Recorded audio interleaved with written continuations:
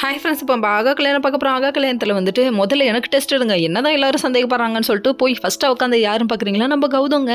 தம்பி மாட்டிக்காதப்பா அப்படின்னு சொல்லிட்டு நம்மளே நினச்சிட்டு இருந்தாங்க. கடைசியில் நிறுத்துங்க அப்படின்னு ஒரு கூக்குரல். யாரா அது அப்படின்னு சொல்லி பார்த்தா, யாரா இதை ஏற்பாடு பண்ணது, முடியாது ஒத்துக்க மாட்டேன் அப்படின்னு சொல்கிறாங்க. யாருன்னா சித்ரா தான் ஏற்பாடு பண்ணாங்க. யார் ஏற்பாடு பண்ணால் என்ன, எல்லாரும் டெஸ்ட்டு கொடுங்கன்னு சொல்லி கேள்வி கேட்ட உடனே ஷாக் ஆகிட்டாங்க.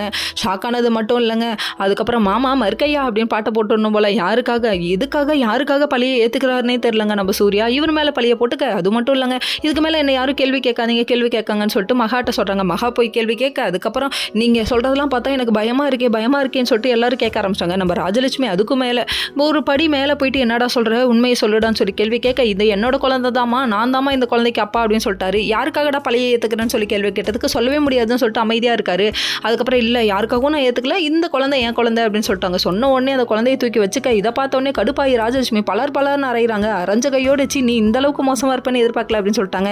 நம்ம மகா ஒரு பக்கம் உடஞ்சு போயிட்டாங்க. இதுக்கப்புறம் மகா என்ன முடிவு எடுப்பாங்க நீங்கள் நினைக்கிறீங்க? இந்த வீட்டில் இருப்பாங்கன்னு நினைக்கிறீங்க? இல்லைங்க, இந்த ப்ரொமோவில் விட்ட மாதிரி நம்ம மகா இது வீர பெண்மணியா பாரதி கண்ட புதுமை பண்ணால் இவங்க கிளம்ப போகிறாங்கன்னு நினைக்கிறேன். சூர்யாவோட வாழ்க்கை இதுக்கப்புறம் அந்தரத்தில் தொங்க போகுது அப்படிங்கிறது மட்டும் உறுதியாகுதுங்க. அது மட்டும் இல்லைங்க, இதுக்கப்புறம் பறந்து போச்சு என் பச்சை கிளின்னு பாடுறதுல என்னப்பா ஒரு நியாயம் இருக்குது? இப்பயே உண்மையை சொல்லுப்பானா கேட்க மாட்டேங்கிறாரு. ஏதோ பெத்த பல்கா ஏதோ ஒரு தலைக்கட்டு மாட்டி இருக்கு. Okay friends.